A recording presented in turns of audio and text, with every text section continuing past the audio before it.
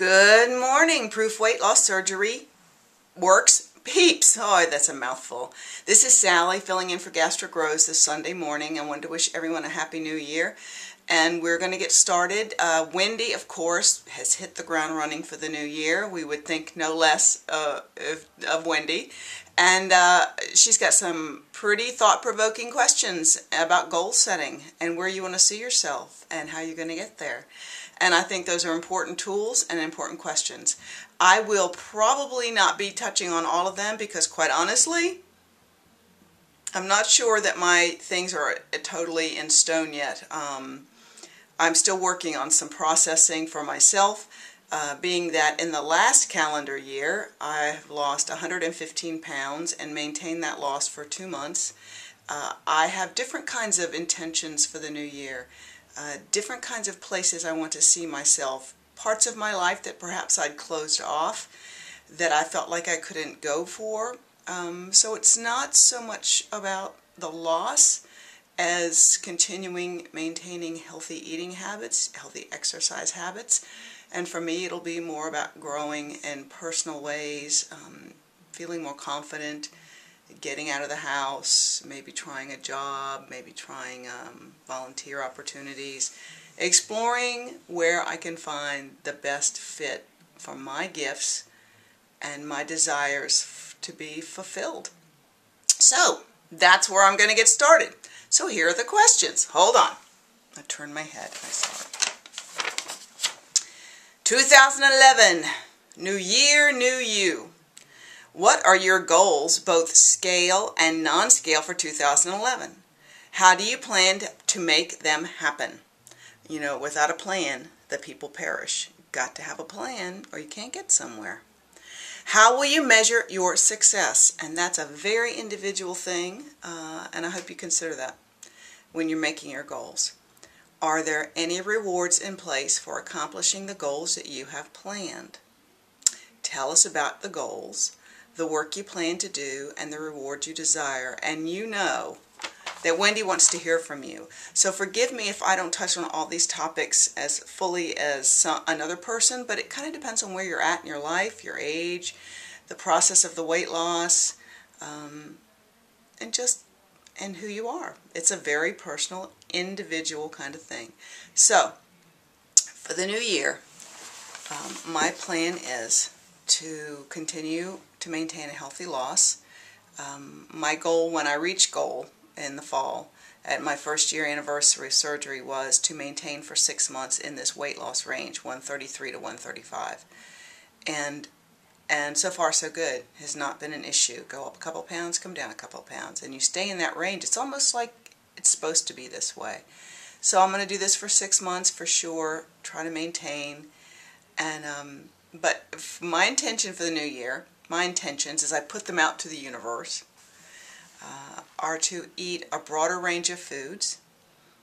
I kind of get stuck in my lentil mode, and it's a safe place, and it's a comfortable place for my body, and it keeps the weight down, and it's a healthy choice. I should be making more choices, more variety in my diet. That is one serious intention, a physical intention for the new year. I do take my vitamins. I do get my exercise. Another goal for the new year for me will be getting to the gym and really working on my muscle tone. I feel in the last few months I've let that drop, and I feel I can see it in my body. My framework needs the muscle tone. As you get as old as I am, 53, you definitely need to be worried about losing muscle tone, because when you see an 80-year-old woman, she hasn't got hardly any, most of them. So it's something that's seriously important for my long-term health and well-being. So that is one of my most serious intentions this year, is to really work on my body muscle tone. Another intent I have this year is to start to ride a bicycle. I got on one yesterday for the first time in well, I did try about 3 years ago, but I couldn't pedal the daggone thing. It was too hard to pedal my weight at 247. So I've been afraid. I've wanted to try, but I've been embarrassed to do it in my own neighborhood. So I was out of town this weekend with friends, and they had a bike in their garage, and I said, I'm going to get on that bicycle. No one knows me here. I can drive up and down your driveway, and no one will look at me. And I did, and it was so much fun, but I only did it for about a minute. So I know I can pedal. I'm really psyched, and we have an old bicycle. So my intention this year is to start riding that bicycle for pure childish pleasure. Pleasure of the heart with the wind in your face. So I'm excited about that one. I would say other goals for my life will be more finding the things that, following my bliss. Finding out what my purpose is in this universe. I honestly think that I have hidden away with a lot of self-doubt and anxiety. I don't want to be stressed out, so I kind of don't put myself out there in the world to be stressed out, burdened, irritated by people that I have to work for. I know that sounds really pathetic, but you know, we all hide in different ways. So I'm not a shut-in. I just don't have as much out there time as I really should to be the person I want to be, which is more socialized. All my socialization comes from you guys. So it's time. It's time for me to see, what did I lose all this weight for? And I wish I could tell you there were other things right up. That's it for me right now. I want you to know, as I was doing some research on goal setting, I wanted to read you this. Hold on, I hate to turn my head, but I'm gonna do it this way. This is what it says. This is the thing about goal setting on the internet, and it says, well, putting your goals in writing, that's a good one. But the next thing they had down there was make a list of obstacles. Oh my gosh, a list of obstacles, and that just jumped off the page at me. Think of everything that might stand in your way, and then decide what you can do about it. Each obstacle, think about what you can do about it. Design a plan to reduce the influence of each obstacle, real or imaginary, and for me, many of them are imaginary, but they're still obstacles. They still keep you in prison. Design a plan to reduce the influence of each obstacle, and increase the chances that you will be successful in reaching your goal. And I'm afraid for me, gosh, my arm's getting tired there. Reaching those goals for me, that getting out, taking another risk out into the real world, finding that place of community there where I will feel really fulfilled and appreciated and valued for who I am and what I have to offer. You don't know how much that means to me. You can't even begin to know how much that means to me. And not being afraid to go out and try to find that place that I belong. That's everything to me this year. So, I got to look at those obstacles that are keeping me back. It's not the 115 pounds anymore. It's not feeling insecure about people liking me or not liking me because I'm big or judging me. It's myself.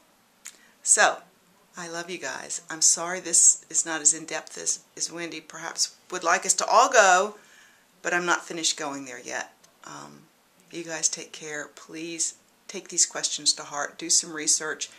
I also will share with you really briefly, this is my computer station, okay, here. And I have these little sayings that I got off usually they come from Miss Janie and on Facebook. And I'm going to read them to you. And it's funny how there's all a theme in there. And these are the things that I will put up and keep around me, and I did the whole last year. If you want your life story to be magnificent, then begin by realizing you are the author, and every day you have the opportunity to write a new page. So when you stumble and fall, don't throw in the towel and say, oh well. You get back up and you write that new page. That's living into the intention. See where you want to be in your future. Say, oh, I want to lose 15 pounds. Well, you don't just approach it like you want to. You live as if you already have done, and you live the way people that lose that kind of weight live, and it will happen. You have to live with intention. The difficult truth about truth is that it often requires us to change our perspectives and attitudes and rules for living. When you really look hard at yourself and not achieving what you want to achieve, where are you going to look first? You got to look inside yourself. So it's hard. That's the hard thing, looking inside yourself. Can't blame other people, atmosphere, settings. You choose every day. Here's the last one. If you put all of your energy into worrying about every little detail of how to reach your goal, you won't ever get started. Don't expect perfection. Instead, put your energy into reminding yourself why you have chosen to go there, and then do whatever it takes along the way. That's the process, folks. You got your goal, you have the process. Don't fixate and worry about failing to reach the goal and saying, oh, this has to be this way, and this has to be this way, and the sun has to be aligned with the moon, and da-da-da. It all has to be perfect before I can get there. That's setting yourself up for failure. Know you want to go there, and just focus. And remember, do whatever it takes to get there along the way. It's the process. It's not, well, it is the goal, but the process is really the best part. That's the part that changes you forever, the process. It's not crossing the finish line is swell, but it's the process that got you to the finish line that makes all the difference. That's your story. That's your destiny. That's the new you. So Happy New Year, everybody.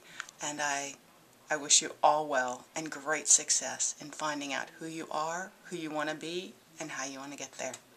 You guys take care. Bye.